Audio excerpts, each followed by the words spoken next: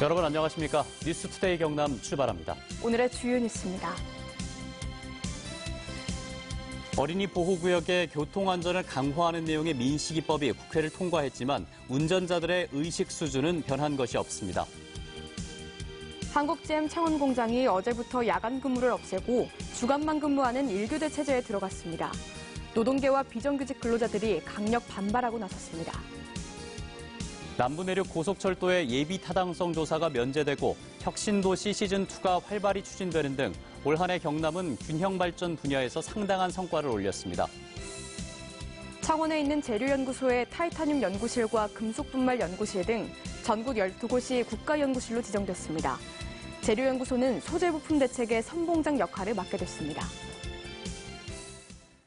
어린이 보호구역에 단속 카메라와 신호등 설치 등을 의무화하고 교통사고를 내면 처벌을 강화하는 내용의 이른바 민식이법이 최근 국회를 통과했습니다. 법은 이르면 내년쯤 시행될 예정인데요. 현재 경남의 어린이 보호구역 상황은 어떨까요? 서창우 기자가 그 현장을 취재했습니다. 초등학교 하교 시간에 찾은 창원의 한 초등학교 앞 어린이 보호구역. 횡단보도 신호등에 빨간불이 켜지자 차들이 거침없이 달립니다. 너무 쌩쌩 달려서 이제 가끔씩 저기 바로 앞에서 끽 멈추는 게 있어서 사고 날까 봐 겁나기는 해요. 10분 동안 6대의 차량이 제한 속도인 시속 30km를 넘어 단속 카메라에 적발됐습니다. 석굴존에서 각종 교통사고가 매일 한두 건씩 발생함에 따라 최근 하루에 한 번씩 30km 위반 차량에 대하여 집중 단속을 하고 있습니다. 또 다른 초등학교 앞 어린이 보호구역.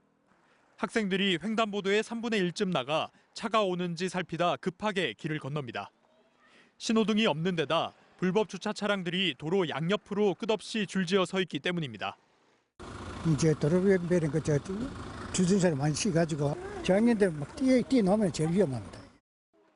차량 사이에서 아이가 튀어나오기라도 한다면 큰 사고로 이어질 수 있는 아찔한 상황. 신호등이라든지 뭐가 좀 생기면 좋겠는데 2년 동안 데려다 주고 있는데 이제는 앞으로 크면 애기들이 혼자서 학교 가야 되잖아요. 그런 게 조금. 지난 3년 동안 도내 어린이 보호구역에서 일어난 교통사고는 56건. 도내 어린이 보호구역은 모두 1,217곳. 이 가운데 단속 카메라가 설치된 곳은 6.1%인 74곳에 불과합니다. 정부는 2022년까지 전국의 모든 학교 앞 도로에 단속 카메라를 설치한다는 계획입니다. 하지만 운전자들의 인식이 바뀌지 않는다면 민식이법 제정 취지는 퇴색될 수밖에 없음을 지금도 학교 앞 현장은 말해주고 있습니다. MBC 뉴스 서창우입니다. 한국GM 창원공장이 어제부터 야간 근무를 없애고 주간만 근무하는 1교대 체제에 들어갔습니다. 도급직이 맡은 생산 공정을 정규직 공정으로 전환한다는 것이 사측의 입장입니다. 노동계와 비정규직 근로자들은 강력하게 반발하고 있습니다. 이재경 기자가 취재했습니다. 비정규직 585명의 대량 해고를 앞둔 한국GM 창원공장 앞입니다. 대량 해고를 처리하라며 전국에서 600여 명의 노동자들이 모였습니다. 한국GM 창원공장이 어제부터 노사 합의 없이 1교대 근무체제로 전환했습니다. 물량 감소를 이유로 생산 공정을 사내 공모를 통한 정규직으로 대체하고 비정규직 노동자들에 대해서는 임시 휴업 조치를 내렸습니다. 출근해보니 고지문이라고 말도 안 되는 글이 붙어 있었습니다. 그 내용은 23일부터 정규직이 들어가서 공정 습득을 하니 나가라는 이야기입니다. 밖에서는 집회에 참석한 노동자들과 사측이 고용한 용역업체 직원들 사이에 물리적 충돌이 빚어졌고 앞서 공장 안에선 비정규직 노동자들이 생산 공정에 투입된 정규직 노동자들과 실랑이가 벌어지기도 했습니다. 이는 불법적 사고로 적극 대응할 것입니다. 자, 라인에서 나가십시오. 라인 막지 말고 나가십시오. 비정규직 노조는 1교대 전환과 2교대 전환 모두 노사 간 합의가 되지 않은 회사의 일방적인 근무 형태 변경이라며 반발하고 있습니다. 정규직 전환을 저희는 요구하고 있습니다. 천막을 쳐서라도 저희는 다 같이 할 겁니다. 끝까지 해서 금속노조에서도 사실상 사측의 해고 통보에 반대하며 사측과 교섭을 이어나가겠다는 방침입니다. 인위적인 정예고 구조조정이 아니라 교섭을 먼저 요구하겠습니다. 해고 회피 노력에 대해서 한국GM은 무엇을 했는지. 회사가 계약 해지를 통보한 날짜는 이달 31일. 사측과 비정규직의 입장 차이가 큰 만큼 타결점을 찾기도 쉽지 않아 보입니다. MBC 뉴스 이재경입니다.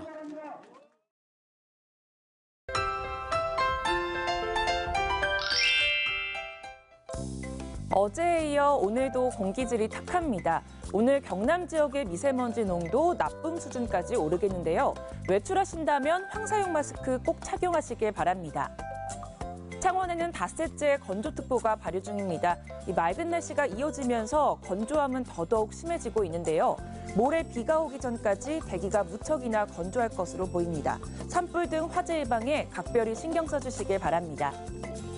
위성 영상 보시면 오늘 고기압 가장자리에 들어 구름 많다가 늦은 오후부터 차차 맑아지겠습니다.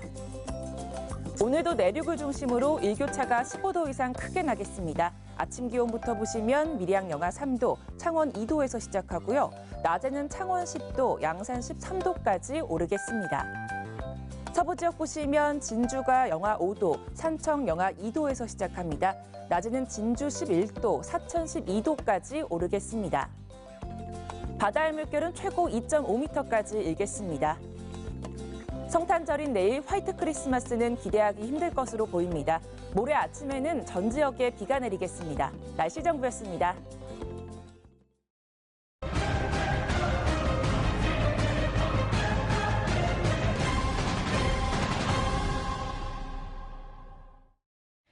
MBC 경남은 올 한 해 경남의 주요 현안들을 살펴보는 기획보도 2019 경남 되돌아본 이슈를 준비했습니다.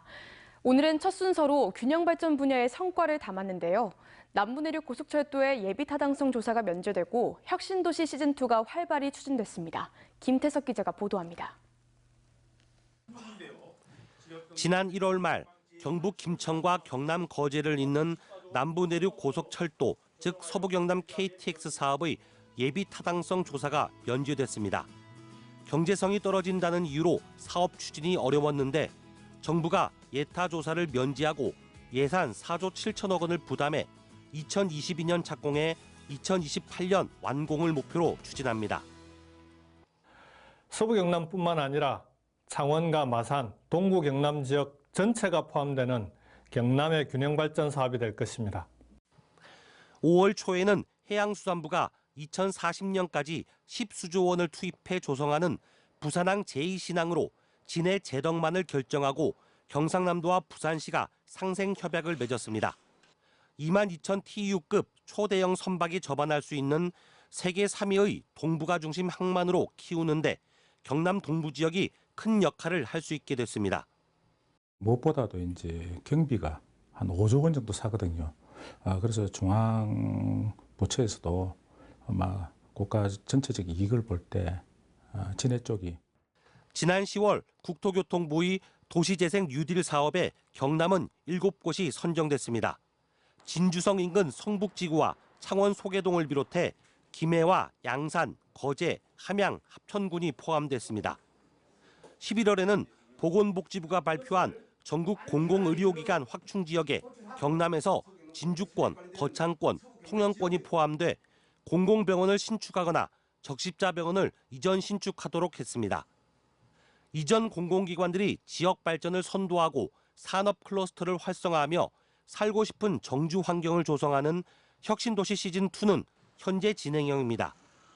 경남 진주 혁신도시는 인구가 2만 명을 돌파하고 전국 혁신도시 중 4학년 클러스터 입주율은 최상이지만 정주 만족도는 아직 크게 높지 못합니다.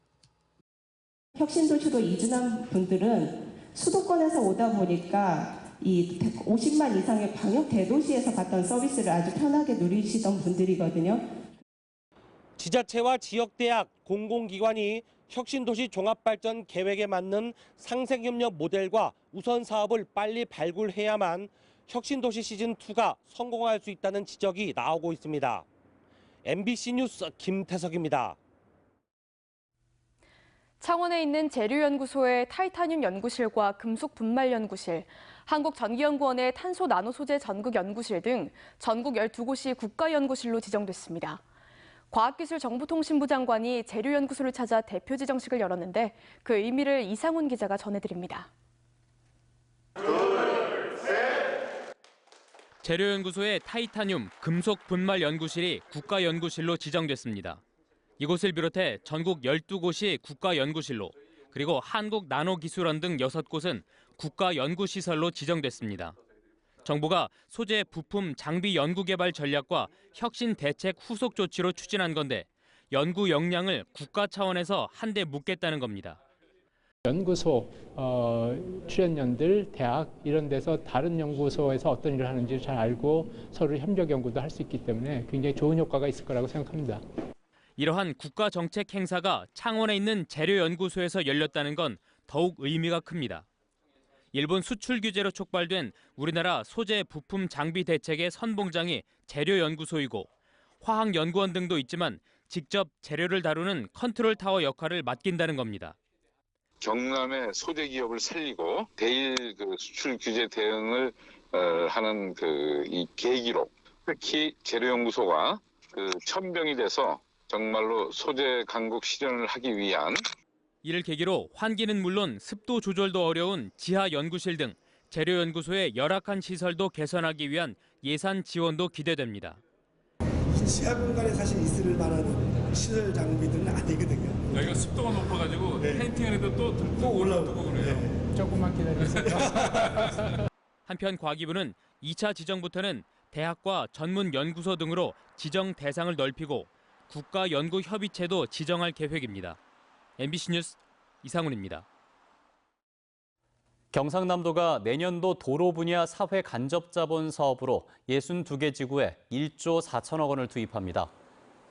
도는 함양 울산 간 고속국도를 비롯해 고속국도와 국도 18개 사업에 1조 1,877억 원을, 한림, 생림, 메리에서 양산국지도 60호선 등 국가지원 지방도와 도로 환경 개선 17개 사업에 1,286억 원을 각각 투입한다고 밝혔습니다. 도는 이를 통해 19,000여 명의 고용 효과가 있고 지역 경제 활력을 불어넣을 것으로 기대했습니다. 송도군 사천시장의 뇌물수수 혐의 재판에서 지난해 1월 집무실 압수수색 당시 송 시장의 양말 속에서 뭉칫돈이 발견된 영상이 공개됐습니다. 창원지법 진주지원 제1형사부가 지난 17일 송도군 사천시장 외 5명에 대한 6번째 공판에서 검찰은 송 시장이 압수수색할 때 불편한 자세로 다리를 만지는 모습이 의심돼 확인을 해보니 양말 속에서 100만 원어치 돈뭉치가 나왔다고 밝혔습니다.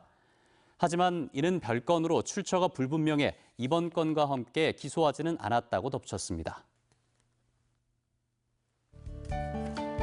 투데이 경남입니다. 제16회 함양지역 자활센터 자활희망의 날 행사가 오늘 오후 1시 30분부터 함양문화원에서 열립니다. 낙동강 보호 개방 관련 주민설명회는 오늘 오전 10시 창녕군 이방면사무소에서 진행됩니다. 제6회 남해군수기 자연보호 경진대회는 오늘 오전 11시 남해군 종합복지관에서 펼쳐집니다. 항공우주산업 중심도시 사천 주소갖기 캠페인은 오늘 오전 10시부터 사천시 동서금동 행정복지센터 앞에서 펼쳐집니다. 2019년 합천군 생활보장위원회 회의는 오늘 오후 3시 합천군청에서 열립니다. 경상남도가 어제 2020년 상반기 실국장급 간부 공무원에 대한 정기 인사를 단행했습니다. 이번 인사에서 경제혁신 컨트롤타워인 산업혁신국은 업무 연속성을 고려해 김영삼 산업혁신과장을 국장 직무대리로 승진 인사하는 등 모두 30명에 대해서 인사를 단행했습니다. 이번 인사에서 사무관 승진자 35명 중 34%인 12명이 여성이며 오는 31일부터 시행합니다. 경남 여성단체 연합을 비롯한 시민사회단체들이 어제 도청에서 기자회견을 열고 경남 여성가족재단 설립과 운영 조례는 반드시 제정돼야 한다고 주장했습니다. 이들은 경남도가 현재 성평등을 실현하고 여성 경쟁력을 높이기 위해서 경남 여성가족재단 설립 및 운영 조례안에 대해서 입법 예고했지만 최근 일부 단체의 터무니없는 주장 등으로 지체되고 있다며 경남 여성의 오랜 염원인 재단과 운영 조례는 꼭 제정돼야 한다고 덧붙였습니다. 더불어민주당 김태경 거창군 의원이 의원직을 사퇴했습니다.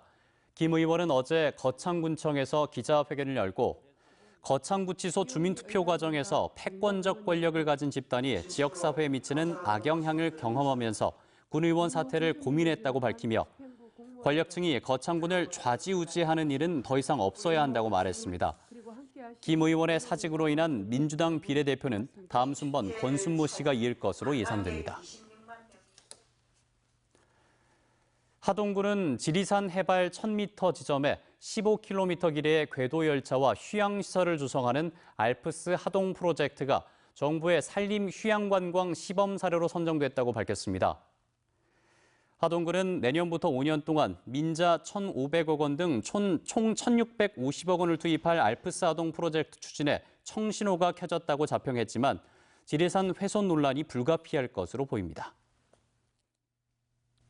산청군이 새해부터 대중교통 서비스를 확대합니다. 산청군은 단성면에서 청계 지역의 국내버스 운행 횟수를 기존 1, 2회에서 4회로 늘리고 천원택시인 한방택시 운행 지역을 추가 지정하기로 했습니다. 또 운전면허증을 반납하는 고령 운전자에게는 10만 원권의 교통카드를 주기로 했습니다. 밀양시가 오늘과 내일 이틀간 내일동 중심상가에서 크리스마스 몽땅 축제를 엽니다. 행정안전부 지역 골목경제 융복합 상권 개발 공모사업으로 선정된 사업의 하나로 열리는 이번 행사에는 침체된 내일동 중심 상가에 상인과 주민, 예술인들이 참가하는 문화예술 상가 거리를 조성하고 상권 자생력을 강화하는 데 목적을 두고 있습니다. 사천시 시설관리공단은 2020년 새해 맞이를 위해 사천바다 케이블카를 1월 1일 오전 6시 30분부터 운행한다고 밝혔습니다.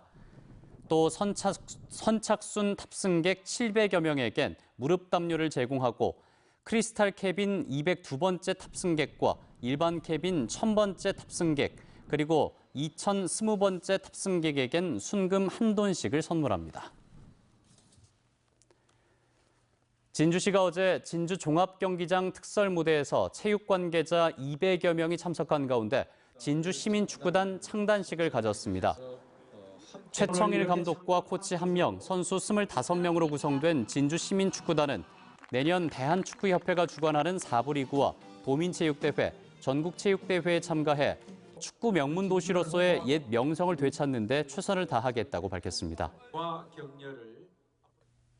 경상남도와 진주시 주택 건설 관련 업체의 재능 기부로 진주의 도민행복주택 2가구가 준공됐습니다.